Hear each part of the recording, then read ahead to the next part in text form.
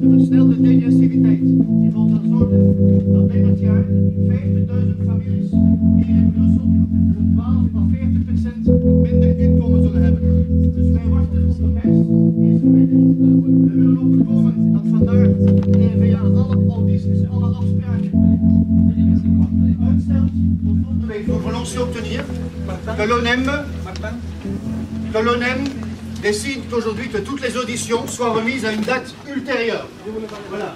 Donc je répète, cette action ne vise pas le personnel de l'ONEM, elle vise simplement une mesure scandaleuse qui vise à l'accélération de la dégressivité des allocations de chômage. Entre-temps,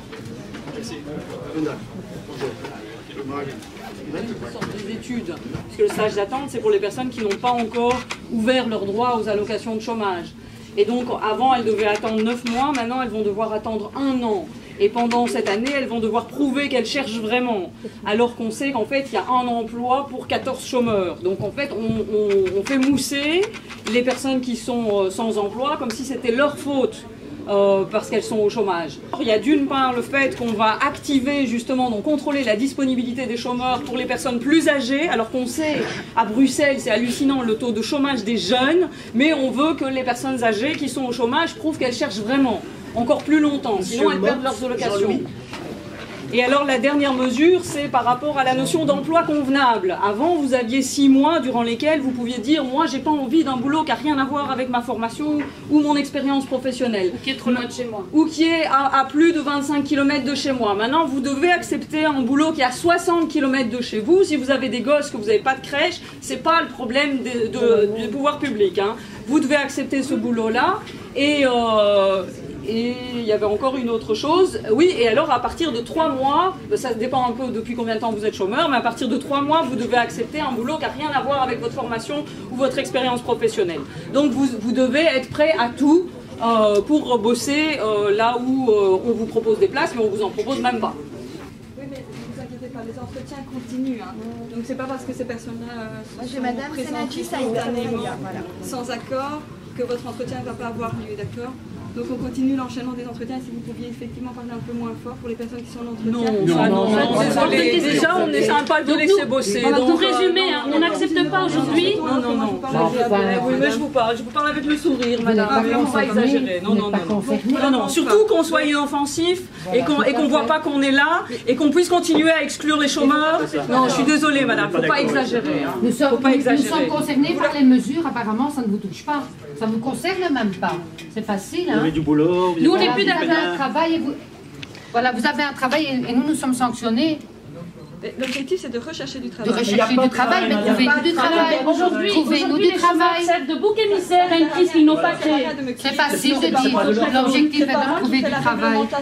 C'est au niveau gouvernemental. C'est facile. Laissez s'exprimer aussi. Laissez-nous nous exprimer et laissez au moins ici. Voilà, oui, je vous laisse continuer votre travail, mais nous, on doit parler fort pour que tout le monde puisse nous entendre. Je vous...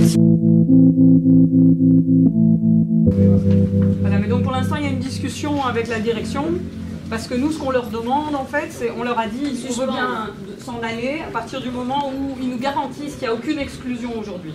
C'est ça qu'on leur demande. Et donc pour l'instant, ils sont en train de discuter avec la direction. Et on vous tient au courant, et on espère qu'ils seront d'accord.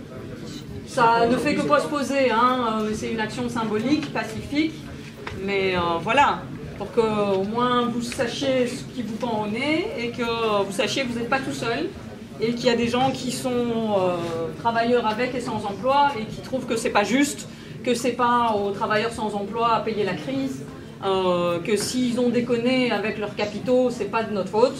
Et que c'est donc pas en diminuant les allocations de chômage qu'on va résoudre quoi que ce soit. Au contraire, on va accroître les écarts sociaux et c'est à cause de ça qu'il y a une crise. Parce qu'aux États-Unis, ils n'arrivaient même plus à se loger, les gens.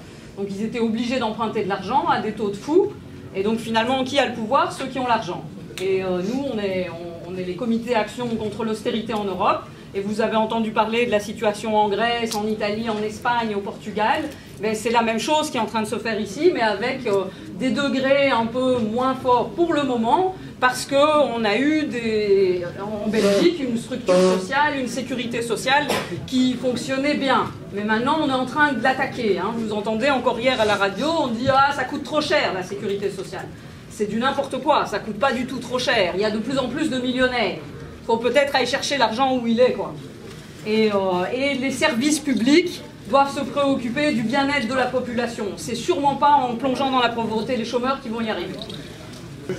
Solution, stop à l'exclusion. Une seule solution, stop à l'exclusion. Une seule solution, stop à l'exclusion. Une seule solution, stop à l'exclusion. Les emplois, il y en a dans les poches du patronat. Les chômeurs sont pas les profiteurs. Les banquiers sanctionnés. S'attaquer au chômage, pas aux chômeurs. S'attaquer au chômage, pas aux chômeurs. Les chômeurs sont pas les profiteurs. Sanctionnés. Les banquiers, les chômeurs sont pas les profiteurs. Sanctionnés. Les banquiers. L'opération est pacifique. Je ne dirais pas calme, parce que le but est de s'exprimer sur le plateau. Donc nous avons distribué des tracts et nous continuons à nous exprimer de manière très audible auprès des chômeurs et auprès du personnel de l'institution. La direction a reconnu ça et a reconnu notre droit à nous exprimer. Nous avons demandé, nous avons proposé qu'il n'y ait pas d'exclusion de chômeurs aujourd'hui.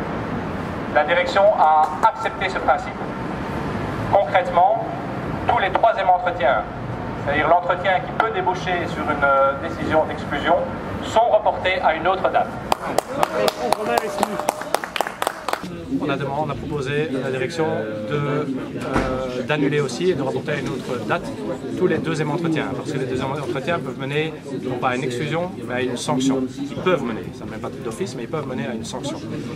La direction a accepté ça. Voilà. En ce qui concerne la police, donc vous avez vu, il y a un inspecteur qui va rester ici avec nous, en civil. La police avec nous. La police a clairement dit qu'ils respectent notre droit à l'expression. Ils disent que aussi longtemps qu'il n'y a aucun incident, aucune agressivité, aucun contact physique, ils n'appellent pas les uniformes. Donc nous, on a clairement dit qu'on n'est pas ici pour créer le moindre incident. On n'est pas ici pour provoquer des échauffourées. On est ici pour s'exprimer. On est civilisé. On est très civilisé. On laisse les porte-paroles, les contacts de presse parler avec la presse.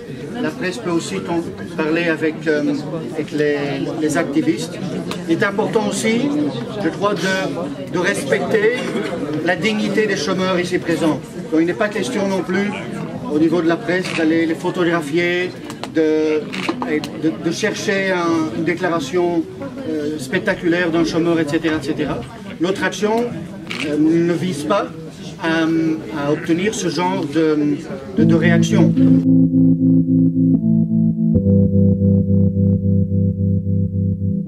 L'action a réussi, je crois qu'on a réussi à sensibiliser les gens, conscientiser les chômeurs et le personnel. Les médias ont bien couvert notre action. On a plusieurs médias écrits et audio et télévisés qui sont passés. Donc l'ONEM, il faut le rappeler, est une formidable machine à exclure et à sanctionner. Elle prétend être une machine à activer. En fait, elle sanctionne et elle exclut. Nous, on voudrait plutôt sur les patrons qui soient activés au moment où il y a une véritable vague de licenciements qui déferle sur le pays. Ce n'est pas aux chômeurs de prouver qu'ils doivent chercher de l'emploi, c'est plutôt aux patrons de montrer qu'ils veulent vraiment créer de l'emploi. Donc je crois que l'action a réussi. On va descendre bientôt, maintenant, fêter ça. Et donc je crois que le comité d'action Europe, on a réussi quelque chose. Et peu d'organisations, je crois, ici en Belgique réussissent. C'est l'unité, FGTB, c'est plein d'autres militants qui ne sont pas syndicaux, dans une action commune pour dénoncer l'austérité, très concrètement, la misère contre les chômeurs. Voilà.